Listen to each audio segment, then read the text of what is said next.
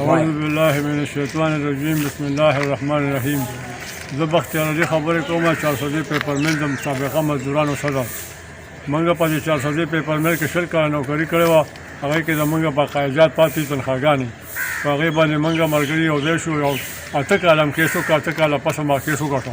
موږ د های کورټ فیصله راکړه دې ته پیمنټ وشي. په هغې کې تقریبا 3 کاله تېر شو. 25 جولای 2018 باندې فیصله شوې ده. دا نن دا 2021 دی. 3 کاله تېر شو. موږ ته صرف لږې پیسې راکړې دي، نورې زموږ پاتې دي. موږ د هغې لپاره هر 5 تاریخ باندې دلته کې راغونډېږو، احتجاج کوو. مخکې به له میډیا ورتل، سرتاج علي صاحب به راتل، نور به کسان راتل، اخبار کې به بیان ورکړو. او اوس مطلب زموږ ملګري هم دغه شانتې دي. غریبي ده چې څوک مزدورۍ ته ځي، څوک راتلی شي، څوک نشي راتلی. نو موږ د احتجاج د کمزوري شوې دا به انشاءالله زیاتوو. زموږ د خپلې بقایاجات پیسې غواړو چې موږ راکړو. بله دا خبره چې 400 پیپر مل یو غټه کارخانه په ایشیا کې بند شوه او دلته کې معاشیت یې تباه شو. 400 بېروزګاري ده. ماشیني لاړه پنجاب ته او په ځمکه باندې پراپرټي کېږي. پراپرټۍ والا کوم کس چې کوي غلام علي نوم دی، هغه موږ سره د دارالعلوم اسلامیه 400 حاجي ګوهرشاه په مدرسه کې موږ سره معاهده کړې ده چې په دې به زه وړې وړې کارخانې جوړوم، په دې باندې به چې دی نو هسپتال جوړوم، سکول به جوړوم، وړې کارخانې به د مارچسو دغه جوړوم. هغه معاهده لاړه ختمه شوله، پراپرټي شوله. په 3 لک او 4 لک روپۍ یو مرله خرڅېږي، خو سیم شو. نو موږ د دې خلاف یو چې دا شي ختم شي او دلته کې 400 معیشت به ورسره ښه شي، کارخانې جوړ شي، خلک بېروزګاره دي، په روزګار شي. حاجي صدر صاحب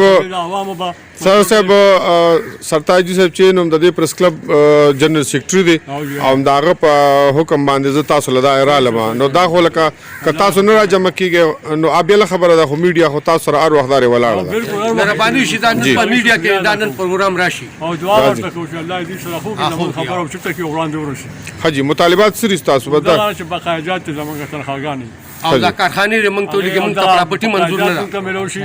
او بل دا چې زموږ کارخانه دې ختمه، پراپرټي دې ختم شي او کارخانې جوړ کړي. پراپرټي ختمه وګړي هر کارخانې جوړ شي. 400 ډېره زیاته بېروزګاري ده. په دې کې 1200 کسانو 1500 کسانو کار کوي. شوګر میل بند شو، شوګر میل بند شو، پیپر میل بند شو. پیپر میل مشیني پنجاب ته ولا خرڅ کړه او دلته چې په ځمکه باندې 300 جوړ په ځمکه دا پراپرټي شو. دې سره چې د 400 د نور خرڅ لاندې ځمکه وي، هغه باندې په وو باندې بکیدل، هغه شاله شو، هغه برباد شو، هغه کې پس نه کیږي. 400 یو لګي موږ دغه مطالبه تاسو خو ډېر وخت نه په دې کوشش کې او دغه کې جدوجہد کې لګیا یې.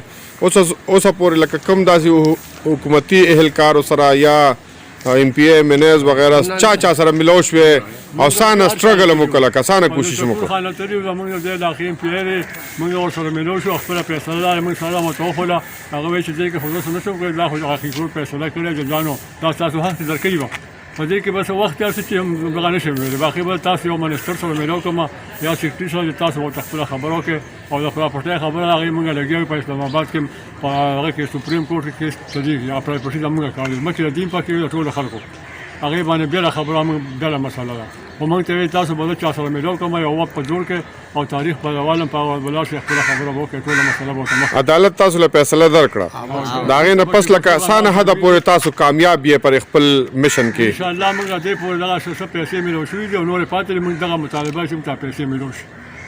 ټیک دی.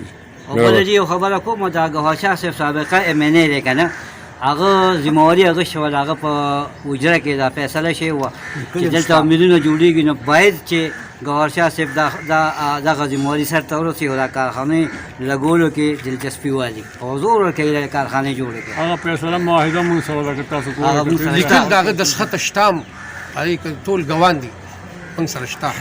ټیک ده جي، ډېره مهرباني. انشاءالله.